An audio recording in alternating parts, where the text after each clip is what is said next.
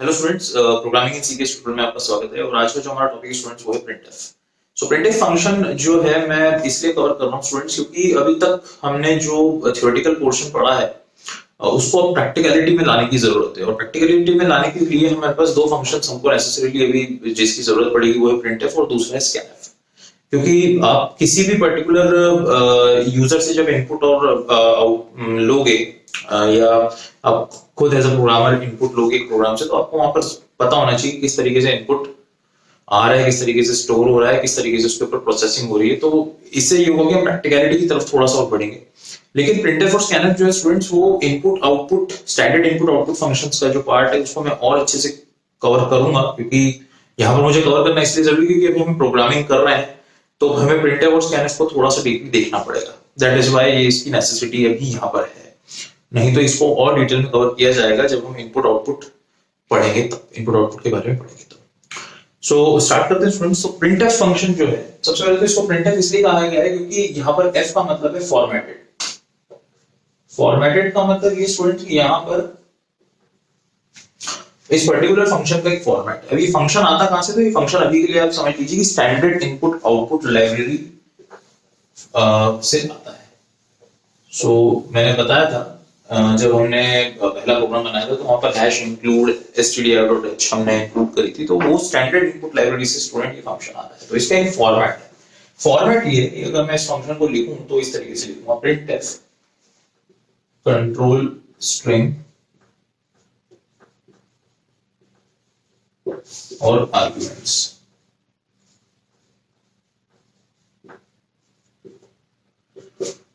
Statement terminator में लगा दिया।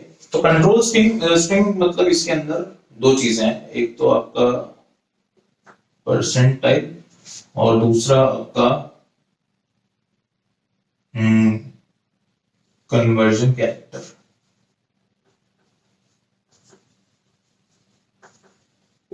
हालांकि इतना ही फॉर्मेट नहीं, इस फॉर्मेट को मैं और भी डाइवर्सिफाई करूंगा। और आर्ग्यूमेंट कुछ भी हो सकते हैं, कितने भी हो सकते हैं, argument 1, argument 2, argument n, argument n number of arguments हो सकते हैं। इसे स्टूडेंट बोलते हैं हम कन्वर्जन फॉर्मेट। सो ये आपको बताएगा कि आगे आने वाला जो कन्वर्जन कैरेक्टर है उस हिसाब से कौन से आर्ग्यूमेंट को जो है प्रोसेस करना है, एक्सेस करना है ना। तो ये आपका प्रिंटफ फंक्शन थोड़ा सा ऊपर का। अब कंट्रोल स्ट्रिंग के अंदर थोड़ा सा और जाते हैं। कंट्रोल स्ट्रिंग का जो फॉर्मेट है वो इतना सा नहीं है। आगे कन्वर्जन फॉर्मेट के बाद जो कन्वर्जन कैरेक्टर है उसके अंदर बहुत सारी चीजें आती हैं, तो मैं वो आपको भी शो कर देता हूँ। और इसके एग्जांपल्स भी मैं आगे ट्यूटोरियल में इसके जस्ट बाद स्कैनफ को एक्सप्लेन करके उसके बाद मैं इसके एग्जांपल्स आपको बताऊंगा, तो आपको वहां पे और अच्छे समझ में आएगा। सो कंट्रोल या चलिए कंट्रोल स्ट्रिंग को मैं पूरा लिख देता हूँ। सो कंट्रोल स्ट्रिंग की अगर मैं बात करूं तो कंट्रोल स्ट्रिंग इस तरीके से लिखिए, परसेंट टाइप, इसके बाद आता है आपका फ्लैग्स, इसके बाद आती है आपकी विड्थ, इसके बाद आता है आपका प्रिसीजन, प्रिसीजन के पहले डॉट, इसके बाद आता है आपका मॉडिफायर और इसके बाद आता है आपका टाइप। ठीक है, तो परसेंटाइल तो मैंने बताया था आपको कि कन्वर्जन जो है आपका फॉर्मेट। फ्लैग्स अगेन एक ऑप्शनल फील्ड है, विड्थ ऑप्शनल फील्ड है, प्रिसीजन ऑप्शनल फील्ड है, मॉडिफायर ऑप्शनल फील्ड है, लेकिन जो टाइप है वो ऑप्शनल फील्ड नहीं है। राइट, तो ये जो यहां से लेके यहां तक जो कहानी है स्टूडेंट्स वो ऑप्शनल है। यानी कि आपको लगाना है तो आप लगाइए, किस हिसाब से आपको आउटपुट को प्रेजेंट करना है आप कर सकते हैं, लेकिन नहीं भी लगाएंगे तो भी चलेगा। लेकिन आपको परसेंटाइल और जो टाइप है, डेटा टाइप क्या है वो तो आपको पता होना चाहिए, वो तो आपको लगना पड़ेगा। तो यहाँ पर ये समझ में आएगा कि प्रिंटफ कर क्या रहा है। प्रिंटफ बेसिकली कर कुछ नहीं रहा है, आपके आउटपुट को किस तरीके से प्रेजेंट करना है वो आपको एक फैसिलिटी दे रहा है। आउटपुट को प्रेजेंट कहां करना है स्टूडेंट, तो अभी के लिए हमें आउटपुट को प्रेजेंट करना है कंसोल स्क्रीन पे। कंसोल स्क्रीन मतलब जहां हमारे प्रोग्राम का आउटपुट आएगा। आपके मॉनिटर पे जहां पे आपका आउटपुट आएगा। आप चाहें तो इस पर्टिकुलर प्रिंटफ फंक्शन का यूज करके किसी फाइल में भी इनपुट आउटपुट आप शो करवा सकते हैं, राइट। तो फाइल के बारे में हम चर्चा नहीं करेंगे, अभी हम इसकी चर्चा कर रहे हैं कि इसमें ये इसका फॉर्मेट क्या है और स्क्रीन पे कैसे आउटपुट आएगा, हमें उससे अभी मतलब है। तो इसके अंदर हम सबसे पहले देखेंगे कि फ्लैग्स क्या है, इसके बाद धीरे धीरे देखते हैं कि विड्थ, प्रिसीजन, मॉडिफायर, टाइप, ये सब क्या है, राइट। तो सबसे पहले फ्लैग्स। तो फ्लैग्स के अंदर स्टूडेंट्स आप चार तरीके से यूज कर सकते हैं। सो फ्लैग्स की अगर मैं बात करूं तो सबसे पहला फ्लैग आप यूज कर सकते हैं हाइफन। सो हाइफन स्टूडेंट्स क्या करता है, हाइफन आपके आउटपुट को लेफ्ट जस्टिफाई करता है।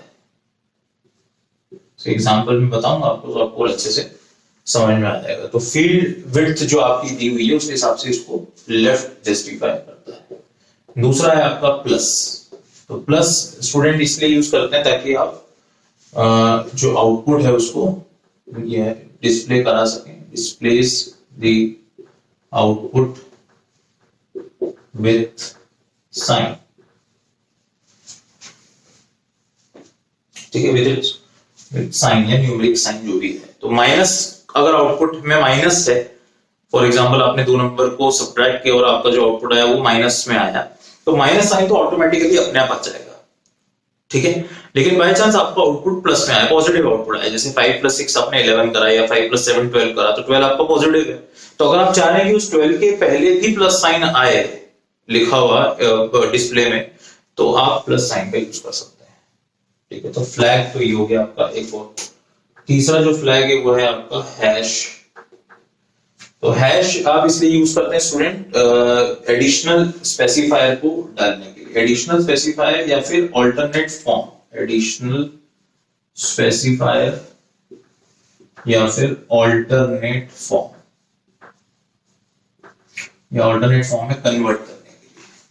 तो जनरली हम इंटीजर्स पे या फ्लोट्स पे या मतलब फ्रैक्शनल या नॉन फ्रैक्शनल अनफ्रैक्शनल नंबर पे ही काम करेंगे।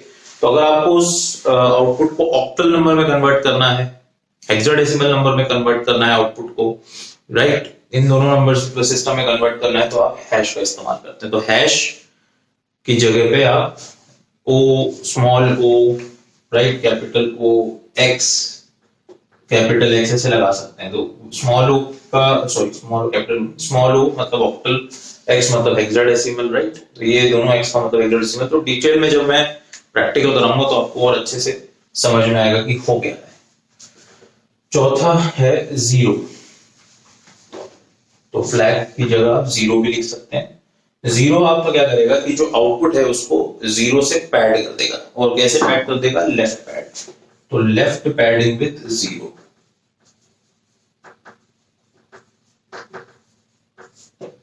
जितनी भी स्पेस, फील्ड विड्थ मान लीजिए, फील्ड विड्थ का मतलब जितनी विड्थ में आउटपुट आना चाहिए। मान लीजिए आपका आउटपुट तो 5 ही नंबर का है और आपने फील्ड विड्थ 7 दे दी, तो विड्थ आगे आएगी तो कैसे वो मैं बताऊं। सो विड्थ अगर आपने 7 दे दी तो लेफ्ट साइड में 0 0 लगा देगा, राइट। तो अगेन प्रैक्टिकल करेंगे तो आपको समझ में आएगा, बिकॉज मुझे ये थियोरेटिकल थोड़ा सा समझाना है। मैं डायरेक्ट इसका प्रैक्टिकल समझाने जाऊंगा तो बहुत लेंथी हो जाएगा। सो शॉर्ट में मैं जल्दी से समझा रहा हूं ताकि प्रैक्टिकलिटी में जब हम आए तो आपको थोड़ा सा जो है समझ में आ जाए कि अच्छा वो सर ये इस तरीके से बात कर रहे हैं, राइट। तो अब चलते हैं विड्थ पे। सो विड्थ स्टूडेंट क्या है कि अगर आप विड्थ जस्टिफाई कर रहे हैं तो इसका मतलब आप ये चाह रहे हैं कि आपका जो आउटपुट है वो इतनी ही विड्थ में आए, इतनी ही स्पेसेस में आए, राइट। तो ये ऑप्शनल फील्ड है, ऑप्शनल आर्गुमेंट है, जो कि ये स्पेसिफाई कर रहा है कि कितने number of positions, minimum positions कितनी होनी चाहिए आपके आउटपुट के आने के लिए। तो अगर मान लीजिए कि आपका नंबर ऑफ कैरेक्टर्स जो है, मान लीजिए कि आपने नंबर ऑफ कैरेक्टर्स जो है वो लेस देन है किससे, आपकी स्पेसिफाइड विड्थ से। तो अगर number of characters is less than specified width, आपने कोई भी एक विड्थ स्पेसिफाई करी 10 11 12 5 6 7, तो अगर नंबर ऑफ आउटपुट कैरेक्टर्स जो है, नंबर ऑफ आउटपुट कैरेक्टर्स यानी कि जो आउटपुट में आने वाले हैं वो अगर कम है स्पेसिफाइड फील्ड से, तो आपका जो आउटपुट होगा स्टूडेंट वो हो जाएगा राइट जस्टिफाइड। तो आउटपुट क्या हो जाएगा, राइट जस्टिफाइड, RAGHT।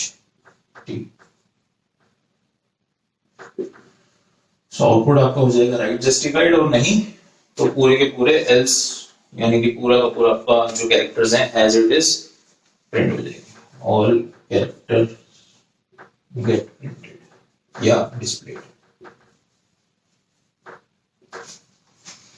या तो राइट जस्टिफाई हो जाएगा अगर कम है तो, और नहीं तो आपके सारे कैरेक्टर्स जो हैं वो प्रिंट हो जाएंगे। तो ये आपकी विड्थ अगेन प्रैक्टिकल करेंगे तो समझ में आएगा। तो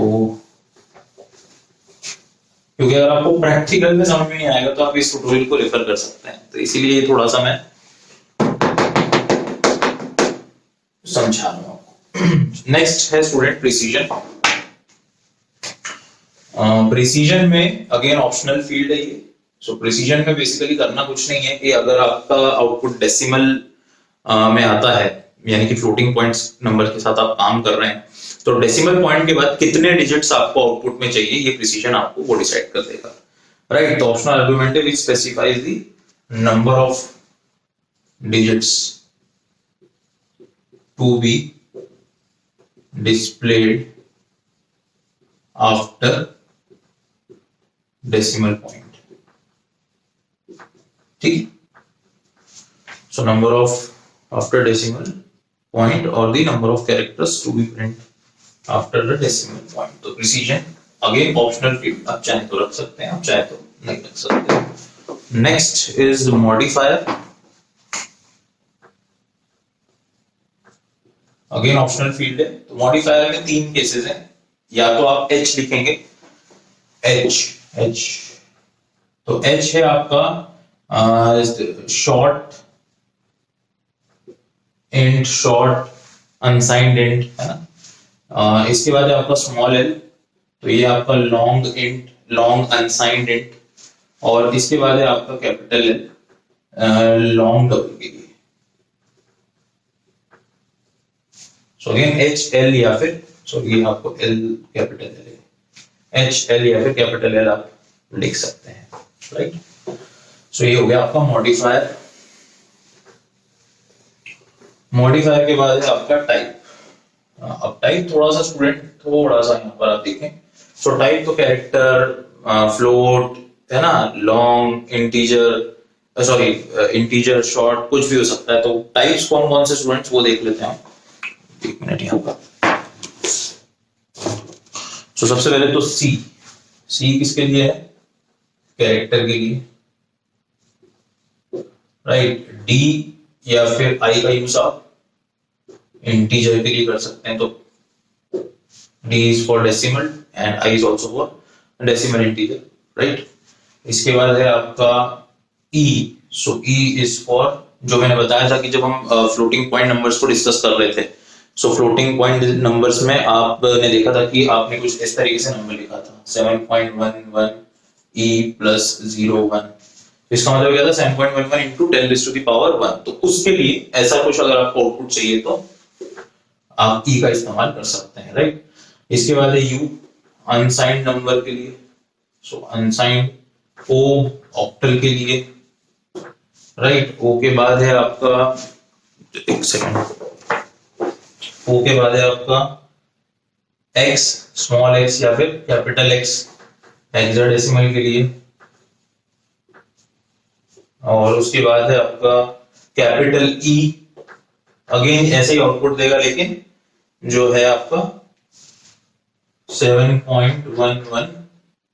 यहाँ पर एक छोटी सी मिस्टेक मुझसे ये हुई, आपके जो आउटपुट है वो इस तरीके से आएगा। टोटल आपके यहाँ पर 4 जीरोस और अपेंड हो जाएंगे, और यहाँ पर भी क्योंकि फ्लोटिंग पॉइंट नंबर है तो मैंने बताया था अप टू 6 डेसिमल डिजिट्स को वो लिख कर देगा। तो अगेन कैपिटल ई में बस स्मॉल ई की जगह कैपिटल ई हो जाएगा। एफ मैंने बताया था फ्लोटिंग पॉइंट के लिए। सो एफ इज फॉर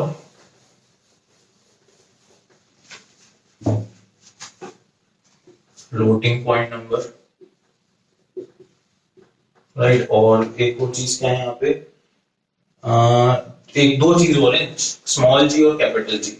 तो स्मॉल जी का स्टूडेंट यूज तो हो रहा है कि जब आपका ई फॉर्मेट में, अगर आपको ई फॉर्मेट में वही जो पिछला वाला हमने डिस्कस किया, या एफ फॉर्मेट में लिखना है तो आप लिख सकते हैं, लेकिन इसमें से जोन सा फॉर्मेट शॉर्टर रहेगा वो उसको डिस्प्ले कर देगा, राइट। तो ये मतलब एक तरीके से यहाँ भी सेम है, इसको मैंने इसलिए कवर किया क्योंकि ये है किताब में, बुक में है, ठीक है। तो हम जब प्रैक्टिकल करेंगे तो आपको थोड़ा सा वहां पर इसका कंसेप्चुअल डिफरेंस समझ में आएगा, ई फॉर्मेट या F format, which ever is shorter, right. तो ये आपके टाइप्स हैं।